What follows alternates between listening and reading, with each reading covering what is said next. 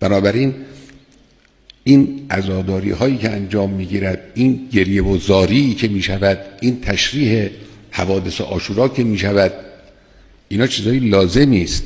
یه عده نیان خیال کنن در موضع تفکر روشنفکری مثلا بگن آقا اینا دیگه خب مثلا لازم نیست. نه، اینا لازمه، اینا تا آخر لازمه.